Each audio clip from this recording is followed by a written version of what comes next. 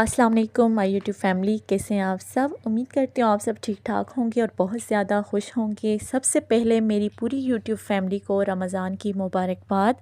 اللہ پاک مجھ سمیت تمام مسلمانوں کو اس رمضان کے پاک اور بابرکت مہینے میں پورے روزے رکھنے کی توفیق عطا فرمائے اور ہماری تمام عبادتوں ریاضتوں کو قبول و منظور فرمائے، آمین۔ سب سے پہلے تو ہمیں اللہ پاک کا اس بات کا شکر ادا کرنا چاہیے کہ اس نے ایک بار پھر اس پاک اور بابرکت مہینے کو دیکھنا، اس میں عبادتیں کرنا اور اپنی تمام تر گناہوں کی معافی مانگنا نصیب فرمایا۔ دیکھیں، ہم اللہ پاک کا جتنا بھی شکر ادا کریں تو کم ہے۔ میں تو اس بات کا ہی شکر ادا کرتے نہیں تھکتی کہ میں ہر رات سوتی ہوں اور صبح صحیح سلامت جاگتی ہوں۔ یہ اللہ پاک کا بہت بڑا شکر ہے۔ تو کہنے کا مقصد یہ ہے کہ بعض لوگ اللہ پاک کی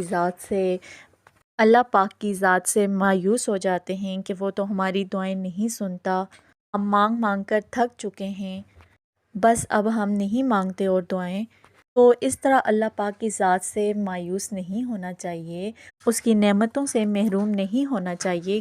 اللہ پاک نے خود جو فرمایا ہے کہ میرا بندہ میری جتنی بھی نعمتوں کا شکر ادا کرے گا تو میں اس کی نعمتیں دگنا کر دوں گا۔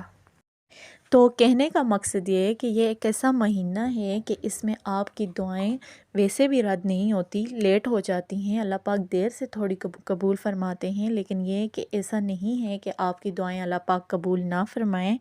تو آج سے جیسا کہ رمضان المبارک شروع ہو رہا ہے تو آپ ایسا کریں کہ اپنی تمام دعاؤں کی لسٹ بنا لیں۔ آپ کو بات تھوڑی عجیب لگے گی کیونکہ میں نے ایسا ہی کیا ہے، میں نے اپنی دعاؤں کی لسٹ آج بنا لی ہے اور وہ میں اپنے اللہ سے مانگوں گی۔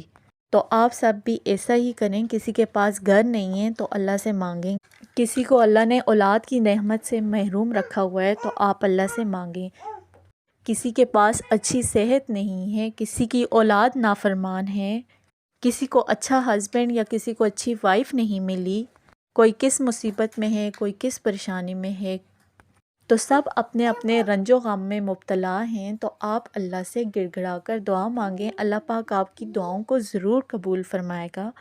اور رمضان المبارک تو ایک ایسا مہینہ ہے جس میں کوئی بھی دعا اللہ پاک رد نہیں فرماتے۔ استغفر اللہ کا ورد تو آپ ڈیلی کریں، چلتے پھرتے اٹھتے بیٹھتے، ضروری نہیں کہ آپ تسبیح ہاتھ میں لیں اور پھر پڑھیں، ایسا نہیں۔ جب بھی آپ کوئی بھی کام کر رہے ہوں تو آپ استغفر اللہ کا ورد اپنی زبان پر جاری رکھیں، اپنی زبان کو اللہ کے ذکر میں ہمیشہ مصروف رکھیں۔ جو شخص اپنی زبان کو اللہ کے ذکر میں مصروف رکھتا ہے تو اس کا دل ہمیشہ مطمئن اور خوش ہوتا ہے، اور جس زبان سے اللہ کا ذکر ادا نہ ہو تو وہ انسان کبھی بھی خوش اور مطمئن نہیں رہ سکتا، اس کا دل مردہ ہو جاتا ہے۔ روزہ رکھنا بذات خود ایک عبادت ہے، اور اگر روزے کے ساتھ ساتھ اس میں ذکر الہی بھی شامل ہو جائے تو اس روزے کا اجر و ثواب کئی گنا زیادہ بڑھ جاتا ہے۔ ایک تسبیح آپ کو بتا رہی ہوں، آپ نے پورے رمضان المبارک میں اس کا ورد کرنا ہے، یعنی پورے 30 روزے، اور ڈیلی آپ نے 100 بار یہ پڑھنی ہے۔ سبحان اللہ و بحمدہ سبحان اللہ العظیم۔